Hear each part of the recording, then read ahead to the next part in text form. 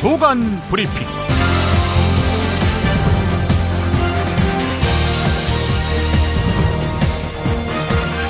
2016년 1월 16일 토요일입니다. 오늘은 한승동 한겨레 선임 기자가 어젯밤 타계한 신영복 선생의 삶을 회고한 기사를 소개하면서 시작하겠습니다. 그의 삶은 기구했다. 1941년 경남 밀양에서 출생해서 1959년 부산 상업고등학교를 졸업하고 서울대 상대 경제학과에 진학한 그는 대학원을 졸업할 때까지 학생 서클의 구심점이자 지도자로 활동했다. 숙명여대와 육군사관학교에서 강의하던 1968년 27살 나이에 그는 통일혁명당 사건에 연루돼 사형수가 됐고 22여 년 동안 묶인 몸이 됐다. 2008년 7월 인터뷰에서 그는 자신이 통일혁명당에 가입한 적이 없다고 말했다. 통혁당은 정식으로 결성되지 않았다. 서울시당 준비 모임이 꾸려져 있다는 이야기를 나중에야 들었다. 나는 학생운동 차원에서 대학 선배가 주도한 모임에 적극 참여했는데 그 선배 삼촌이 북한에 갔다 온 모양이다. 당시 청맥이라는 잡지에 진보적 소장학자들이 글을 많이 썼는데 나도 거기에 참여했다. 하지만 처음부터 끝까지 학생운동 차원이었다. 이런 회고를 했습니다. 재판 때 검사는 초등학교 꼬마 6명을 위해서 지어준 노래 가사 속에 우리는 주먹 쥐고 힘차게 잘한다에 주먹 쥐고조차 국가변란을 노리는 폭력과 파괴를 의미하는 것, 사회주의 혁명을 위한 폭력의 준비를 암시하는 것이 아니냐라고 몰아세웠다. 22여 년의 기나긴 감옥 생활이 그에겐 사회학과 역사학, 인간학을 제대로 배우게 해준 진짜 대학이 되었다.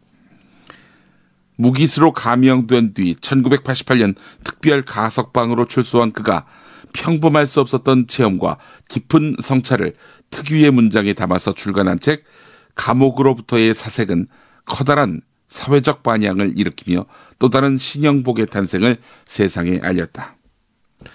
신영복 선생의 말입니다.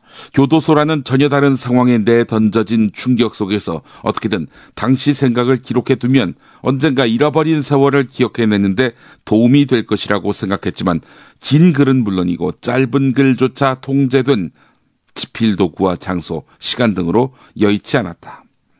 그래서 이번 달에는 이런 이야기를 한번 써야지 하고 마음 먹으면 한 달 내내 그걸 생각하면서 거의 완벽한 문장 형태를 머릿속으로 미리 정리했다. 감옥으로부터의 사색은 그렇게 해서 좁은 엽서 한 장에 빽빽이 적힌 글로 채워졌다. 2015년에 펴낸 담론에서는 사형수가 되었을 때 자살하지 않은 이유는 햇볕 때문이었다라고 썼다. 겨울 독방에서 만나는 햇볕은 길어야 2시간이었고 가장 클 때가 신문지 크기였다. 신문지 크기의 햇볕만으로도 세상에 태어난 것은 손해가 아니었다. 태어나지 않았더라면 받지 못했을 선물이다.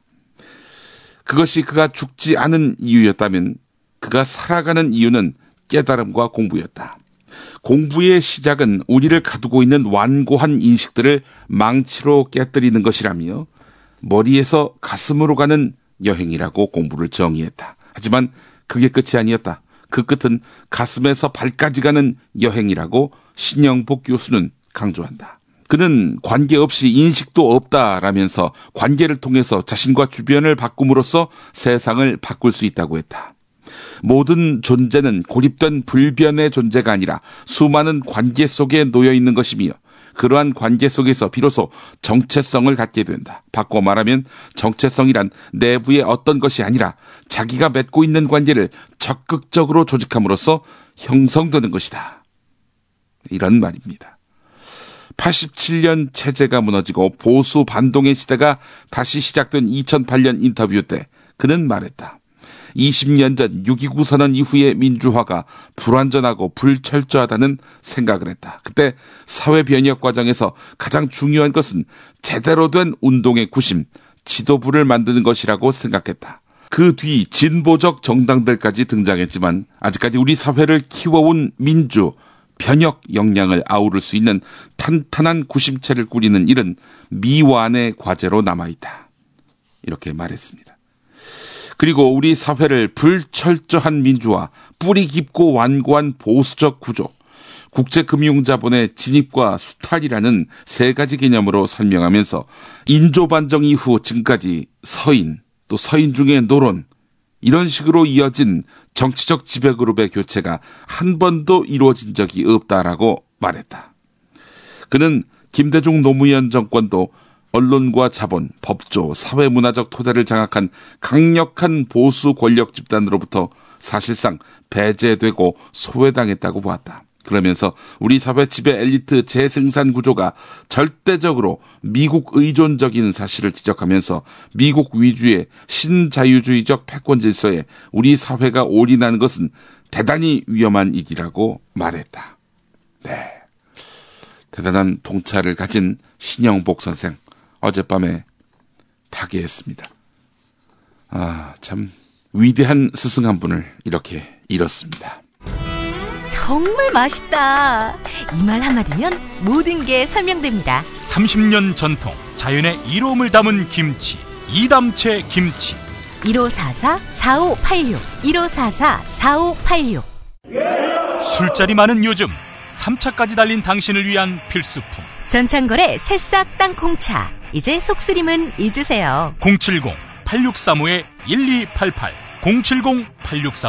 070-8635-1288. 수면 무호흡, 심한 코골이 이제 걱정 마세요. 여행, 군생활, 찜질방에서도 확인된 코골이 방지기구 코골이 119 1566-0783 1566-0783. 경향신문 기사부터 보겠습니다. 역사교과서 국정화를 주도했던 자유경제원이 시장경제를 전파한다는 명목으로 전국 대학에 관련 강좌 개설을 시도하고 있는 것으로 확인됐다는 내용입니다. 자유경제원이 강좌 개설 지원과 함께 추천한 강사진을 보니까 극우 성향의 인사들, 이를테면 윤서인, 조전혁 같은 사람들이 포함되어 있는 것으로 나타났습니다. 경향신문이 전국경제인연합회 유관기관인 자유경제원이 지난해 말 모 대학에 보낸 2016년 1학기 대학 시장경제 강좌 개설 신청안내 공문을 단독 입수했는데요. 이 문건에 따르면 자유경제원은 대학 측이 이 강좌를 개설하면 강사료와 주임교수 수당으로 1,130만 원을 지원합니다. 그 대신 외부 강사 중에 절반은 자유경제원 추천 강사 명단에서 섭외하도록 하고 있습니다. 자유경제원은 시장경제의 기본 원리, 시장경제와 재산권, 시장경제와 법치 등을 필수 강의 주제로 반드시 포함하도록 했습니다. 공문에서 예시된 강의 세부 내용을 보면 대기업 억제는 성장 억제, 중소기업 보호는 기업 성장 위축, 부유세 상속세의 폐지와 법인세 인하의 바람직함, 노동조합의 단체 행동은 특권, 지구온난화는 과장된 주장 등의 내용이 담겨 있다고 합니다. 걸그룹을 만화 소재로 삼아서 성적으로 희화화하고 친일 발언을 하는 등 물의를 일으킨 만화가 윤서인, 전교조 명단 공개로 파문을 일으킨 조전혁 전 의원 등도 강사로 추천돼 있는데요. 이 같은 자유경제원의 요구를 수용하는 학교들이 있었던 모양입니다. 서울대, 대구가톨릭대, 이런 일부 대학들이 올 1학기 강의 개설을 추진하고 있다고 합니다. 이번엔 중앙일보 기사 보겠습니다. 배우자 움직여라. 아마바둑 3단 문재인의 사전포석 영입. 이런 제목의 토요정담 코너입니다. 지난 수요일 밤 서울 종로구 김종인 전 의원의 자택, 더불어민주당 문재인 대표는 김종인 전 의원의 입만 쳐다보고 있었다. 침묵이 흘렀다. 그때 정적을 깨고 문 대표가 이렇게까지 부탁하는데 좀 맡아줘요 라고 거드는 소리가 끼어들었다. 김종인 전 의원의 부인 김미경 전 이화여대 교수였다. 그렇게 해서 김미경 전 의원은 더불어민주당의 선거대책위원장을 맡기로 했다. 문재인 대표는 김종인 위원장 영입을 발표하며 그냥 삼고초려했다라고만 했다. 하지만 김종인 전 의원과의 인연은 3년 전으로 거슬러 올라간다. 2012년 대선 패배 후 문재인 대표는 부부 동반으로 김종인 전 의원을 만나왔다. 부인 김미경 전 교수가 남편의 결단을 거둔 것은 그 인연의 결과였다. 더불어민주당의 인재 영입이 화제다. 수에서도 새누리당과 국민의당을 앞서지만 참신함과 다양함이라는 질이 더 큰 관심을 끈다. 표창원 전 경찰대 교수로 시작된 영입 인사들의 명단은 발표 때마다 포털사이트 검색 상위권에 올랐다. 3천억대 자산가인 김병관 웹젠 이사회 의장, 이수혁 전 육자회담 초대 수석대표, 오기형 중국 통상 전문 변호사, 김빈 청년 디자이너, 양향자 전 삼성전자 상무, 재정전문가 김정우 교수, 하정열 한국안보통일연구원장, 박희승 전 판사, 유영민 전 포스코 경영연구소 사장 등등 더불어민주당과 색깔이 다르고 정치권의 때가 묻지 않은 말 그대로 정치 신인들이어서다. 하지만 원인 없는 결과는 없다. 더불어민주당의 영입 성과는 바둑 실력이 이미 아마 3단인 문재인 대표의 오랜 포석의 결과라고 측근들은 전했다. 문재인 대표는 지난해 2월 대표에 당선된 뒤 첫 인재 리스트를 만들었다고 한다. 정치권 주변 인사들을 최소로 하고 경제, 안보, 문화, 스포츠 등의 전문가 500여 명의 리스트였다. 그렇게 만들어진 초기 리스트에는 피겨 선수 김연아, 축구 선수 차범근 등도 포함됐다고 한다. 총선을 앞두고 이 리스트는 1000명으로 더 늘었다고 한다. 문제는 어떻게 설득하냐다. 김종인 전 의원의 경우처럼 부부가 함께 작업을 하거나 묻지마 방문 등의 기법이 동원됐다. 문재인 대표의 한 측근은 필요하다면 지방도 마다하지 않고 대표가 직접 찾아갔다 라고 말했다.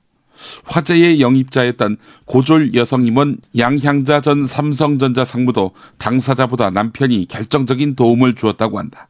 삼성에서 만나서 결혼한 양향자 상무의 남편은 처음에는 부인의 정계 진출을 반대했다.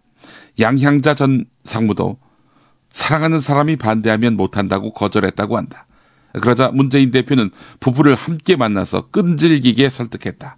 마침내 남편은 문재인 대표의 말에 확신이 생긴다. 나도 같이 도와줄 테니 함께 해보자 라면서 고집을 꺾었다. 특히 당에서 맨 처음 양향자 전 상무에게 연락할 때는 전화번호도 몰라서 삼성전자의 대표 전화로 전화했다고 한다. 첫 접촉을 한 핵심 당직자는 양향자 전 상무가 처음에는 후원금을 요구하려나 보다라는 생각으로 약속 장소에 나왔다고 하더라. 남의 눈을 피하기 위해서 회사 인근 만화가게에서 만난 일도 있었다고 전했다. 이수혁 전 대표는 문 대표가 대여섯 번 찾아와서 저와 당을 살려달라고 했으며 표창원 전 교수는 진심으로 도와달라는 문 대표의 말에 마음이 움직였다라고 했다. 자, 이런 가운데 더불어민주당 박영선 의원 조선일보와 인터뷰를 했네요. 문재인 대표가 친노 패권주의, 그들만의 리그를 바꿀 의지가 있는지 며칠 더 지켜본 뒤 거취를 결정하겠다 이렇게 말했다고 합니다. 이런 발언이 있었네요. 지난 8일 문재인 대표를 만났다. 나는 사람들이 친노 운동권당이라고 하는데 이걸 바꿀 의지의 표현이 있어야 한다라고 이야기했다. 그러면서 2014년 내가 원내대표 때 세월호법이 나도 모르게 친노 핵심들에 의해 제출됐던 황당하고 창피했던 상황을 말했다. 당이 소수에 의해 움직인다는 증거다.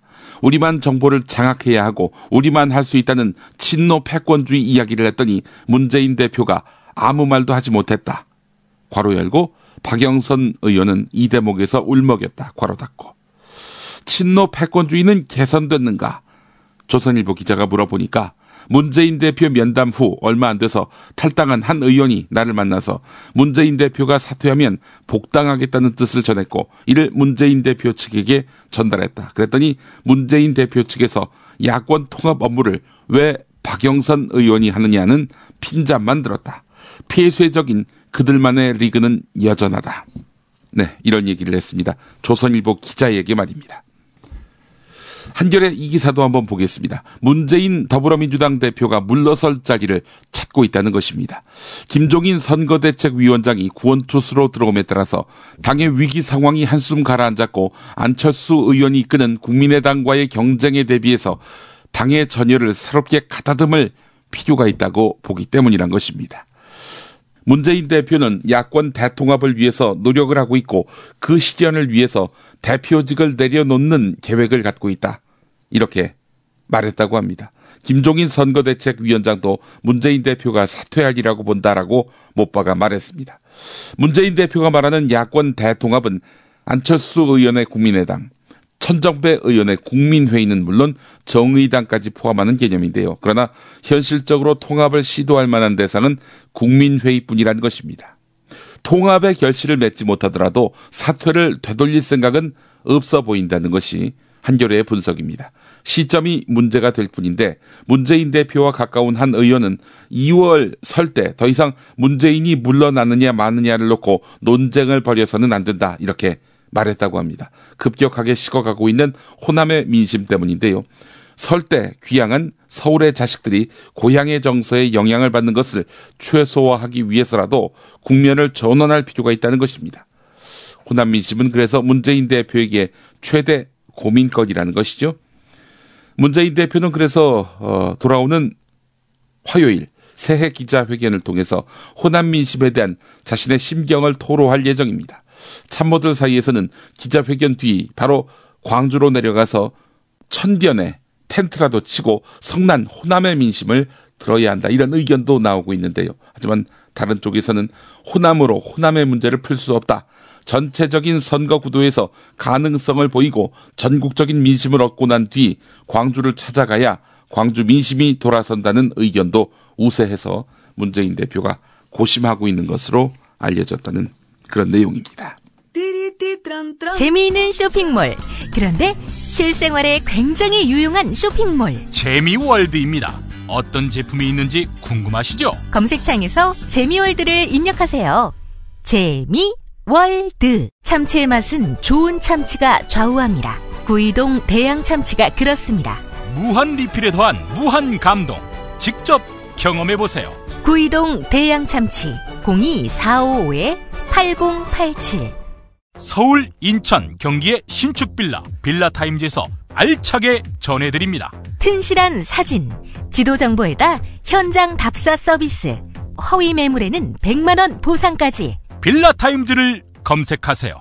살다 보면 꽃 주문할 일이 생깁니다. 1566-0263. 네이버에서 검색된 사이트보다 최대 2만원 싸게 해드립니다. 좋은 사람과 플라워 1566-0263. 잊지 마세요. 이번엔 국민의당 이야기를 해보겠습니다. 한겨레 사설 보겠습니다. 국민의당 정체성 확립이 시급하다. 한상진 국민의당 공동창당준비위원장이 이승만 전 대통령을 국부라고 평가한 것을 두고 논란이 일고 있다. 한상진 위원장은 개인적인 생각이라고 진화에 나섰지만 파문은 쉽게 가라앉지 않고 있다. 그가 현재 신당의 간판으로 당의 전체적인 기류를 대변하고 있다는 점에서 발언의 의미를 가볍게 보아 넘기기 힘들다. 한상진 위원장이 말했듯이 국민의당은 아직 역사 해석의 기본 틀에 대한 논의가 충분히 이루어지지 않은 상태일지도 모른다. 그러나 그런 어정쩡한 상태를 언제까지 계속할 것인가? 역사에 대한 인식은 현재를 진단하는 창이자 미래의 문을 여는 열쇠다. 한 정당의 역사인식 정립은 곧바로 그 정당이 한국 사회를 어떻게 규정하고 앞으로 어떤 방향으로 변화를 추구해 나갈 것인가를 결정짓는 요체기도 하다. 이런 내용입니다. 경향신문에 같은 맥락의 사설이 있습니다. 안철수 의원, 한상진 위원장 역사인식에 동의하나 이런 제목인데요. 한상진 위원장 발언은 뉴라이트 진영의 역사인식에 맥이 닿아 있다. 대한민국 법통 문제로 비화할 수 있기 때문이다. 헌법 전문은 3.1운동으로 건립된 대한민국 임시정부의 법통을 계승한다라고 밝히고 있다. 대한민국 건국 시점을 1919년 임시정부 수립 시기로 판단했다는 뜻이다. 1948년 9월 1일 발행된 관보 1호도 발행일을 대한민국 30년 9월 1일로 명시했다. 뉴라이트 진영은 그럼에도 이승만 정부 수립일을 건국절로 제정하자고 주장한다. 1948년 건국 시점으로 잡을 경우 독립운동과 현 대한민국 사이의 연계성이 사라지고 친일파가 사실상 복권된다는 점을 노린 것이다. 몰 역사적일 뿐더러 위헌적인 인식이다. 헌법 전문은 또한 불의에 한거한 4.19 민주이념을 계승함을 명시하고 있다. 불의가 이승만 정부의 독재와 선거 부정을 가리킴은 명백하다. 이승만을 국부로 추앙하며 4.19를 계승한다는 것은 모순이다. 한상진 위원장은 사견이라 해명한 모양인데 이 정도로 불씨가 꺼지겠는가.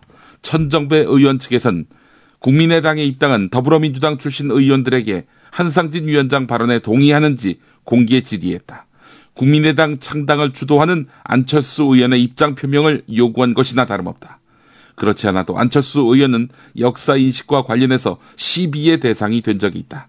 안철수 의원의 새정치연합과 민주당이 통합을 추진할 당시 안 의원 측이 신당의 정강정책에서 6.15 공동선언과 14 정상선언을 빼자고 주장했기 때문이다. 우여곡절 끝에 두 선언이 포함되긴 했지만 안철수 의원의 역사인식에는 물음표가 붙었다. 그는 교학사 역사교과서 파동 때도 양비론으로 비판받은 바 있다. 안철수 의원은 2011년 서울시장 출마설로 주목받을 무렵 역사의 물결을 거스르는 현 집권 세력이 확장성을 갖는데 반대한다라고 말했다. 생각이 그대로라면 한상진 위원장 발언에 대해서 반대 입장을 밝혀야 옳다.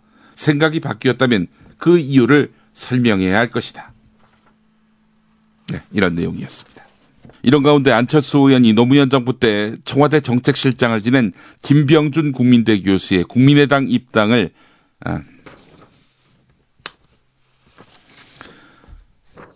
조선일보를 보겠습니다. 안철수 의원이 노무현 정부 때 청와대 정책실장을 지낸 김병준 국민대 교수의 국민의당 영입을 추진하고 있는 것으로 알려졌다는 내용입니다. 더불어민주당 문재인 대표가 박근혜 대통령 선거를 도왔던 김종인 전 의원을 선대위원장으로 영입하자 안철수 의원은 노무현 사람이었던 김병준 교수 영입에 나선 것입니다. 안철수 의원은 최근 김병준 교수를 만나서 신당 합류를 요청한 것으로 전해졌는데 이에 대해서 김병준 교수는 총선은 물론이고 정당 참여를 생각한 적이 없다. 밖에서는 도울 수 있다라고 말한 것으로 전해졌는데요. 국민의당은 김병준 교수를 다시 설득할 방침입니다. 안철수 의원은 탈당을 고민하고 있는 더불어민주당 박영선 의원도 어젯밤 만난 것으로 알려졌지요.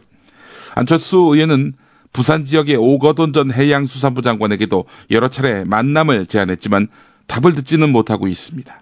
오거돈 전 장관은 최근 측근들에게 부산을 바꿀 수 있는 선택을 하겠다라면서 설 연휴가 끝나면 입장을 밝히겠다고 말했다고 하는데 이런 가운데 안철수 의원이 창당준비위원장으로 영입한 윤여준 전 환경부 장관은 건강 문제 때문에 일주일째 공식석상에 나타나지 않고 있다고 합니다. 일각에서는 윤여준 전 장관 가족과 제자들이 합류를 만류하고 있다 이런 말도 나오고 있다고 하는데요. 국민의당이 연대 대상으로 보고 있는 천정배 의원도 문재인 대표가 사퇴하면 더불어민주당과 통합할 것이라는 이야기도 있는 상태입니다. 한편 작년 6.4 지방선거 때 탈당하고 광주 광산을 출마를 준비 중인 이용섭 전 의원은 이르면 내일 복당을 할 것으로 알려졌습니다. 더불어민주당으로 말이죠. 자, 세월호의 침몰, 그 원인을 밝힐 가장 기초적인 자료 뭐겠습니까? 항적 자료지요. 사고 이후 1년 9개월이 지났지만은 여전히 의문투성입니다.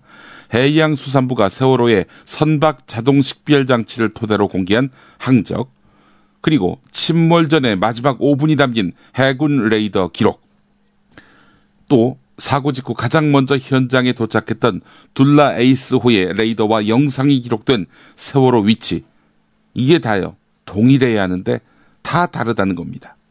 정부와 군이 밝힌 항적 기록부터 달랐으니 이건 문제가 심각한 거 아니겠습니까?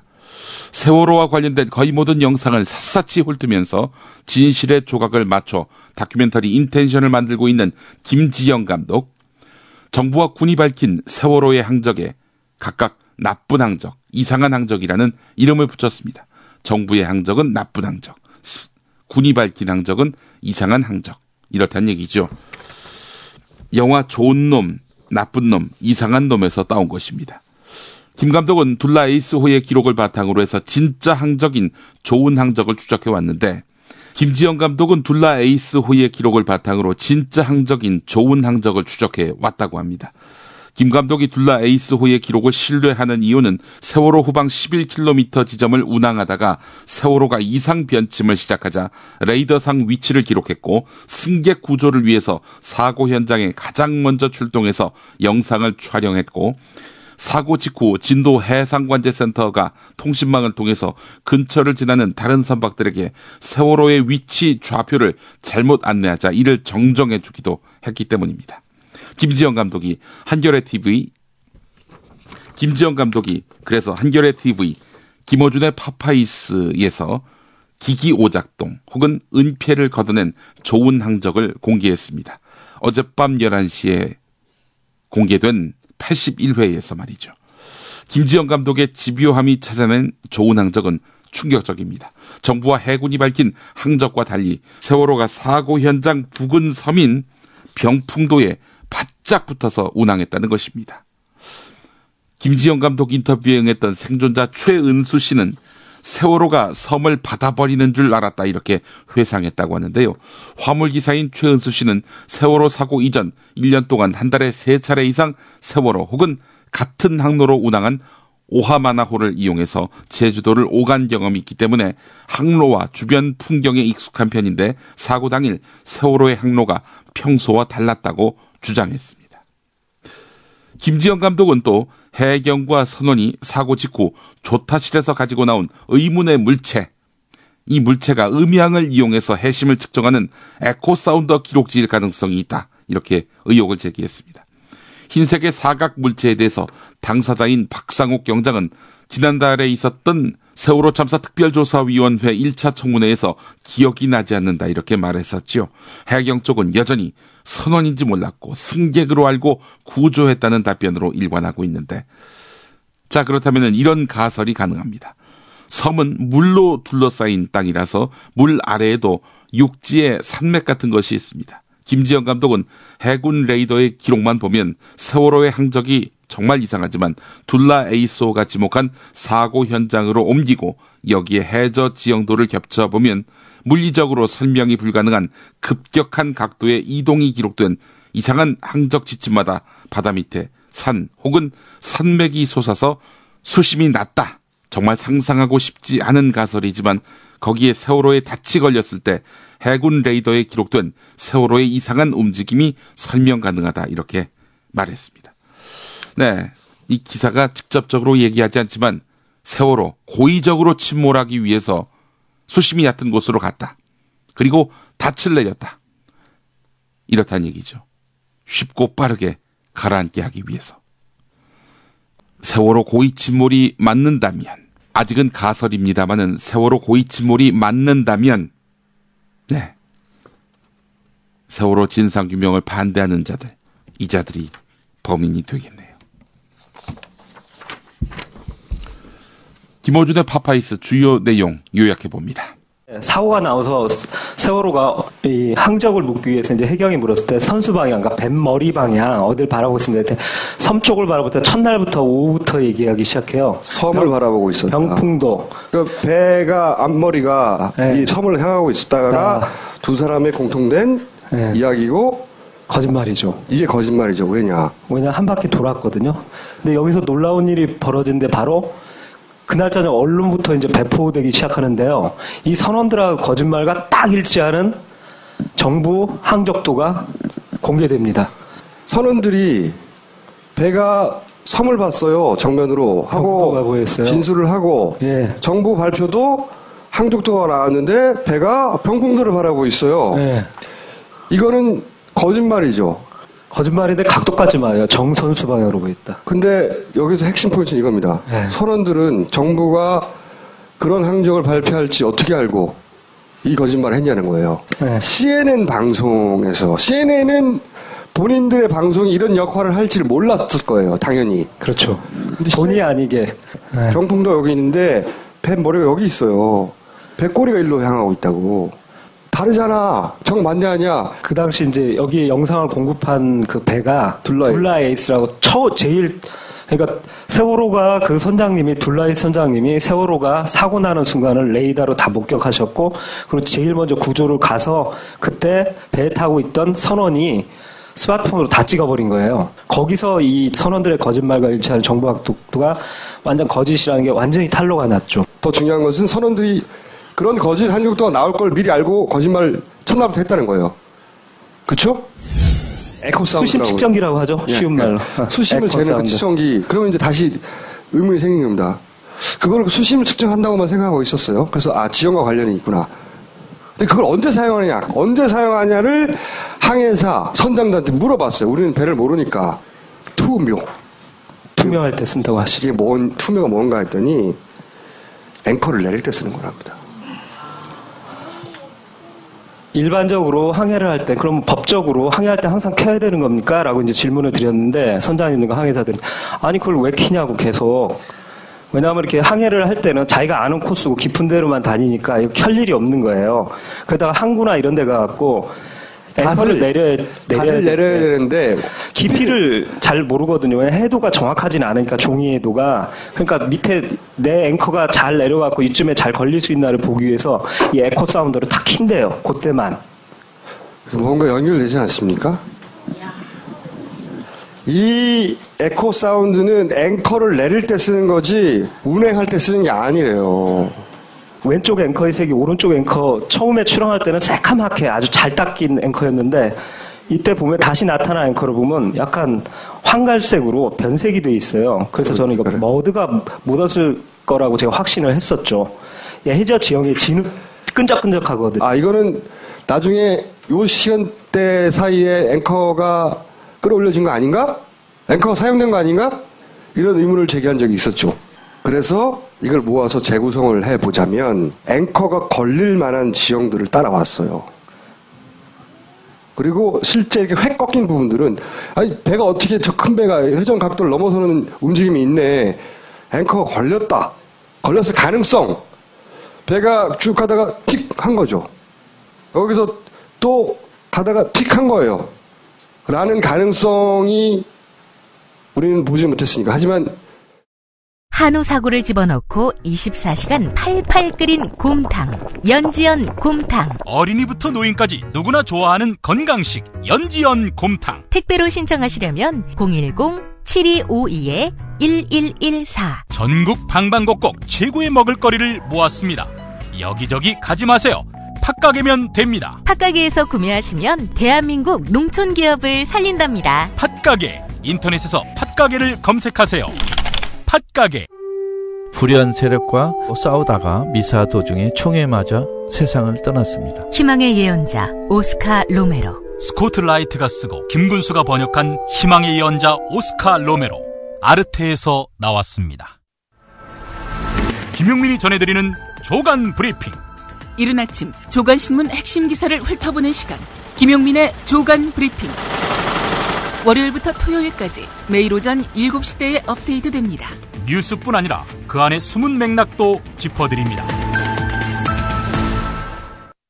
국민일보 종교면에 실린 기사입니다. 불황한파, 교회를 덮치나. 지난해부터 시작된 경제위기 경고음이 끊이지 않고 있다. 교회도 예외가 아니다. 한국 교회는 미국발 금융위기로 재정위기를 겪었다. 당시 교회들의 헌금은 10에서 20% 감소했다. 교회가 교인들의 헌금으로 운영되는 상황에서 당연한 결과였다. 요즘 목회자들 사이에서 다시 힘들다는 이야기가 슬슬 흘러나온다. 교회마다 온도차는 있지만 대부분 교회의 헌금이 전년도에 비해서 10%가량 줄었다고 한다.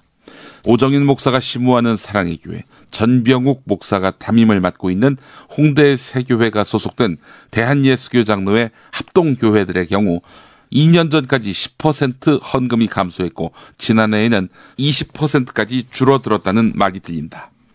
지역 교회들은 허리띠를 졸라매고 있는 양상이다. 서울의 A교회는 지난해부터 경상비 절감 차원에서 부교육자나 직원 채용을 줄이고 있다. 8명이 그만두면 4명을 뽑는 식이다. 빈자리는 교인들의 자원봉사로 대체하고 있다. 지난해 한 대형교회는 직원들의 월급을 주지 못한 적도 있다. 해외 선교사들도 비상이 걸렸다. 후원교회들이 지원을 끊겠다고 통보했다. 미래학자인 최현식 박사는 지난해 펴낸 한국교회 미래지도2에서 교회 재정 위기의 아킬레스건은 교회 건축으로 인한 재정 압박이라고 경고한 바 있다. 이자만 겨우 내고 원금은 갚지 못할 수준까지 빚을 낸 경우도 허다하다. 교회 건축 후 폭풍은 몇 년째 지속되고 있다. 목사와 장로들이 교회 건축을 결정하고 빚은 교인들에게 떠넘긴다는 비판의 목소리가 나온다. 경기도의 한 교회는 지난해 예배당을 완공했지만 대출 이자를 갚지 못했다. 그러자 제1금융권 대출이 중단됐고 다급히 제2금융권까지 손을 뻗었지만 다시 이자가 연체되면서 매각 절차를 거쳐야 했다. 교회는 현재 토지 일부를 팔았고 회생 절차를 밟고 있다. 무리한 교회 건축 피해의 대표적인 사례는 2014년 하나님의 교회에 팔린 경기도 판교 충성교회다. 이 교회는 당시 종교시설 중 역대 최고가인 526억 원의 경매에 붙여졌다. 신도시에 건물을 지어 성장하는 교회로 발돋움하려 했지만 불황의 직격탄을 맞고 무리한 담보대출로 부채의 무게를 견디지 못했던 것이다. 국민일보의 결론은 이러하네요. 한국교회 위기의 중심은 돈 부족이 아니라 본질의 결핍이다. 하나님이 교회를 징계하기 위해서 칼과 막대기를 드신다면 가장 무서운 것이 경제 위기일 것이다. 칼을 든 자 칼로 망한다, 이런 성서 말씀이 있듯이 돈으로 선 자 돈으로 망하게 돼 있는 법입니다. 동아일보 이 기사도 주목됩니다. 야후는 두뇌 유출 중. 한때 실리콘밸리를 호령하던 야후가 2012년 메리사 메이어 최고 경영자를 영입한 뒤에도 실적 부진에서 헤어나오지 못하고 조만간 대량 감원 카드를 꺼낼 것으로 보이자 미국 뉴욕타임스는 야후의 우수 인력이 떠나고 있다라고 보도했습니다. 우리는 어떨까요? 최근 발표된 스위스 국제경영개발원의 2015 세계 인재 보고서에 따르면 한국의 이공계 전공 인력의 해외 유출 매우 심각하다는 것입니다. 최근에 첨단 과학기술 분야를 비롯해서 이공계를 뜻하는 스템 전공자는 미국에서 공부한 뒤 한국 기업과 미국 기업을 놓고 고민하다가 결국 미국 잔류를 선택하는 경우가 많다는 것입니다. 2012년 한 조사 결과 미국에서 박사 학위를 받은 이공계 고급 인력 1,400명 가운데 60%가량이 한국에 안 돌아가고 미국에 남고 싶다라고 희망했다고 합니다. 왜 그럴까? 서울대 토목공학과 출신의 김영수 노스캐롤라이나 조립대 토목공학과 석좌 교수는 한국 정부가 집중해서 육성하는 정보기술 IT나 생명과학 분야를 제외한 나머지 과학기술 분야는 특히 지원 구조나 연구 환경이 매우 열악하다, 이렇게 지적했다고 합니다.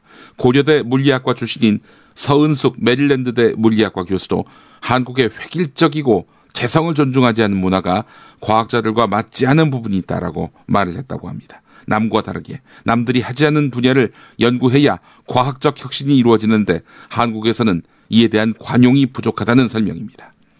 서 교수는 괴짜를 키워주지 않는 사회적 문화에서 빌 게이츠나 스티브 잡스 같은 인재들이 나올 수 없다라고 말했다고 합니다. 서울대 기계설계학과 출신의 김범준 도쿄대 생산기술연구소 교수는 아이들에게 한국의 입시지옥, 주입식 교육을 시키고 싶지 않아 하는 박사들이 주변에 적지 않다, 이렇게 말했다고 합니다. 미국의 글로벌 IT 회사에 근무하는 한 공학 박사는 학위를 받은 뒤 미국 기업에 근무하다가 아버지가 돌아가시자 홀로 되신 어머니를 모시려고 몇 년 전 한국 대기업에 다닌 적이 있다. 하지만 1년 반 만에 아이들 등살에 밀려서 다시 미국으로 나왔다. 중고교생 자녀들이 살벌한 한국 교육 환경을 견뎌내지 못했다는 것이죠. 해외 인재 영입을 담당한 경험이 있는 삼성그룹의 한 임원은 한국에서 미국으로 파견된 주재원조차 몇 년 근무하면 자녀 교육 문제 때문에 미국에 주저앉는 경우가 있는데 여러 해 미국 생활을 한 한국인 박사나 재미교포들은 한국의 교육 여건에 얼마나 신경을 쓰겠느냐, 이렇게 말했다고 합니다. 해외에 있는 한국인이나 한국계 우수 인재를 영입하는 최후의 수단이 뭔지 아세요? 삼성, LG, 현대, 기아자동차 등 한국의 글로벌 기업 인사 담당자들이 이렇게 물어봤을 때 뭐라고 답했느냐? 모국에 대한 봉사와 헌신, 그리고 애국심에 호소하는 수밖에 없다, 이렇게 말이죠. 우수 두뇌가 이것저것 머리로 계산하기 시작하면 한국행을 설득할 수 없기 때문에 가슴에 불을 지르는 감성적인 접근을 하게 된다, 이렇게 말하고 있다는 것입니다. 요즘 청년들한테는 그게 통하기 힘들걸요? 다른 나라는 나라의 인재를 키우는 건데 어떻게 그 나라의 인재들, 교육비를 받을 수 있겠느냐라면서 교육비를 감면해주거나 아예 받지 않거나 도리어 돈을 주고 학교 다니게 합니다. 근데 우리는 어떻습니까? 받을 거 다 받잖아요. 무슨 애국심을 요구합니까? 예. 우수 인재들이 모국으로 돌아오지 않는 이런 현실은 모국이 그들에게 해준 게 없기 때문이다. 이런 판단은 안 드나요? 반값 등록금 기만이나 하고 말이죠. 아, 저 결혼 때문에 이제 집도 사야 되는지 전세도 없고. 걱정이겠다. 나도 투자가 걱정이야. 어떻게 해야 될지 모르겠어. 근데요, 인터넷의 정보는 정말 믿을 수 있는지 모르겠어. 이거 다 찌라시야. 찌라시? 그럼 어디서 정보를 구해요? 그러게 나도 걱정이야. 어떡하지? 잠깐만요. 여러분들을 위해 선대인 경제연구소가 있습니다. 저성장 시대를 돌파하는 지혜, 푸짐한 혜택을 제공하는 선대인 경제연구소의 새해 이벤트에서 만나보십시오. 경제전망보고서, 주택시장 전망보고서, 성장형 우량주 선별법 보고서 등을 무료로 볼 수 있는 이번 기회 놓치지 마세요. 인터넷에서 선대인 경제연구소를 검색하시거나 문의전화 070-7584-2050. 오늘 김용민의 조간 브리핑은 문정인 연세대 정치외교학과 교수의 중앙일보 중앙시평 북핵 20년 왜 아무도 반성하지 않는가 주요 내용 소개해드리면서 마무리하려고 합니다. 가장 큰 문제는 북한에 대한 정보 실패다. 핵실험 사전 탐지 실패보다 더 심각한 것은 북한의 기술적 능력, 지도부의 전략적 의도, 그리고 그들의 정치적 의지를 제대로 파악하지 못하고 있다는 사실이다. 수소탄 개발 능력은 아직 미비하다. 이어지는 고위 인사들의 탈북으로 미뤄서 김정은 체제는 조만간 붕괴할 것이다. 병진 노선은 북한 종말의 지름길이다. 그동안 나왔던 무수한 평가들이야말로 저들의 전략적 의도와 정치적 의지를 있는 그대로 보는 것이 아니라 우리의 프리즘으로 우리 지도부의 구미에 맞게 관련 정보를 재단해서 북한을 과소평가하는 우를 낳고만 셉니다. 전부 아니면 전무, all or nothing. 이런 대북 협상 태도 역시 패착의 한 원인이다. 한국과 미국은 줄곧 북한 핵무기의 완전하고도 검증 가능하며 불가역적인 해체를 목표로 삼아왔다. 이것이 최종 목표라는 사실에 반대할 사람은 없다. 그러나 이것이 모든 협상의 전제 조건이 될 수는 없다. 최종 목표로 가는 과정은 점진적이고도 현실적이어야 한다. 북한이 보유하고 있는 핵시설과 프로그램, 핵물질의 검증 가능한 피해기부터 협상을 통해서 이루어낸 뒤 핵무기의 완전한 피해기는 한반도 평화체제 구축이나 북한 정상 국가화와 연동해서 진행하는 것이 수순이다. 중국만 제재에 동참해주면 북한이 손들고 나올 것이라는 중국 외주론 역시 북핵 문제를 꼬이게 만드는 원인 중에 하나다. 1월 5일 화춘잉 중국 외교부 대변인은 북한 핵 문제의 본질적인 책임이 미국에 있다면서 중국 책임론 운운은 어불성설이라고 선을 그었다. 호미로도 막을 수 있었던 문제를 가래로도 못 막게 된 현재 상태는 미국의 오만과 비협조 때문이란 게 중국 내부의 대체적인 인식이다. 심지어 대중 견제를 위해서 미국이 의도적으로 북핵 문제를 키우고 있다는 것 아니냐는 이야기마저 들린다. 중국의 적극적인 제재 동참을 기대하기 어려운 이유다. 결론은 하나다. 도발에 대한 기계적 파성에서 벗어나야 한다. 이미 외부 압박과 제재에 대한 강한 내성을 축적해온 북한이고 고통의 강도 때문에 행태를 바꿀 개연성은 희박하다. 한반도에 공멸을 가져올 군사행동은 더더욱 대안이 될 수 없다. 그렇다면 남는 것은 압박은 가하되 대화와 협상의 여지를 남기는 현실주의적 접근뿐이다. 북한을 있는 그대로 파악하고 차선책일지언정 점진적이고 실용주의적인 비핵화의 길을 모색하는 것만이 중국과 러시아까지 끌어들이면서 북한 핵무장이라는 미궁에서 벗어날 수 있는 유일한 길일 것이다. 시간은 결코 우리 편이 아니다. 지도자의 지혜와 발상의 전환이 절실하다. 네, 오늘 여기까지입니다. 여러분 감사합니다. 월요일에 뵙겠습니다.